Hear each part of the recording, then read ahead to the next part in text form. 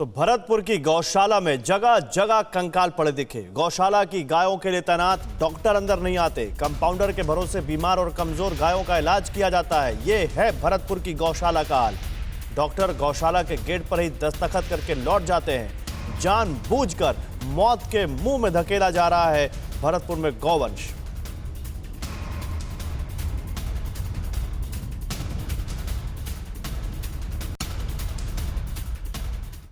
तो आपने अब तक भरतपुर की गौशाला का वो स्याह सच देखा जो चौंकाता है। अब सवालों में उलझी आगे की कहानी देखिए।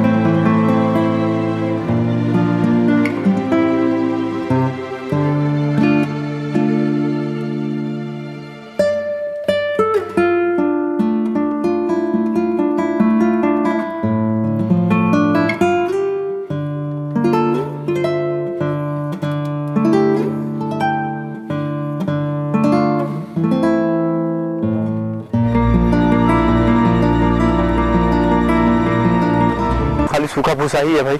ये तो प्योर भूसा है साहब। 2 टोली भूसा आता है, 2 टोली प्यारा आता है भाई सर। ये प्योर भी नहीं है, इसमें भी फरारी मिली हुई है, चेक कर सकते हैं आप। बैठे रहो तुम बैठे रहो। ये तो प्योर भूसा है साहब। प्योर है, देखो तुम देखो। 2 टोली ऐसे ही आती है और 2 टोली प्यार की आती है फरारी की। ये मिक्स हो जाता है। मिक्स हम अलग अलग ही खिलाते हैं। जिसको प्यार फरारी खानी वो खा ले, नहीं वो ही खा ले। नहीं तो ये तो अन्याय कर रहे हो ना यार आप।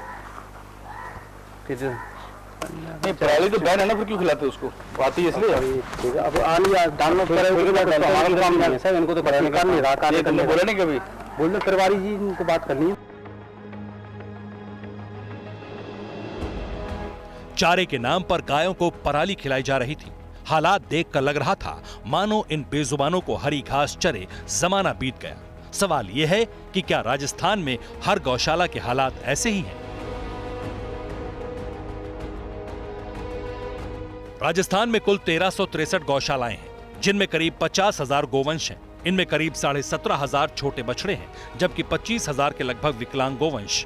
इसी साल मार्च में राजस्थान सरकार ने बताया था कि 3 साल के दौरान गोवंश संरक्षण पर 1500 करोड़ से ज्यादा खर्च हुए हैं। इस साल भी बजट में गोवंश के लिए 274 करोड़ रुपए आवंटित हुए।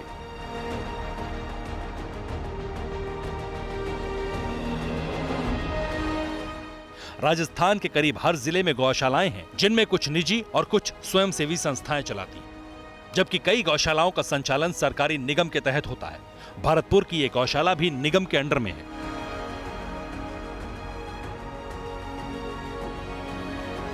इतना ही नहीं, राजस्थान देश का पहला राज्य था जहां 2017 में गोपालन विभाग बनाया गया।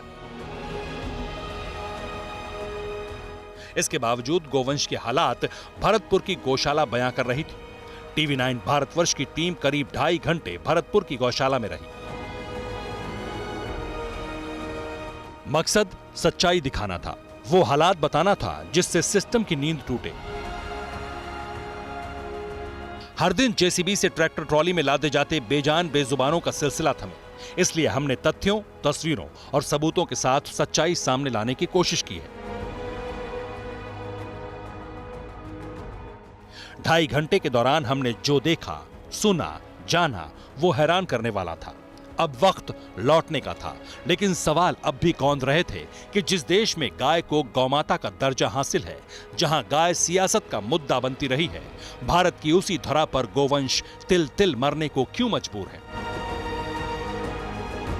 जवाब अब भी नहीं मिल पाया था। हम भरतपुर की गौशाला के बड़े गेट से वापसी की राह पकड़ चुके थे।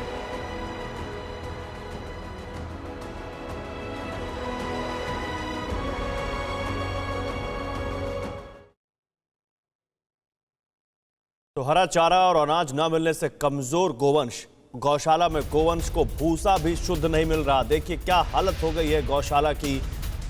या कहे मृत्युशाला, अगर इसको कहें तो गलत नहीं होगा। गोवंश को गौशाला में पानी पिलाने वाला कोई नहीं। कमजोर गोवंश का इलाज तकरीबन नामुमकिन। हर दिन नगर निगम को सौंपे जा रहे हैं गोवंश के शव भरतपुर में।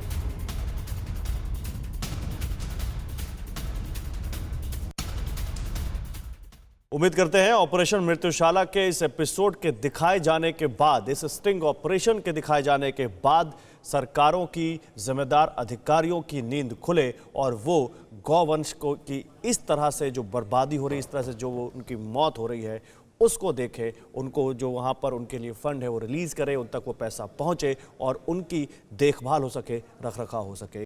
अड़ी सोमवार से शुक्रवार शाम 6 बजे सिर्फ TV9 भारतवर्ष पर।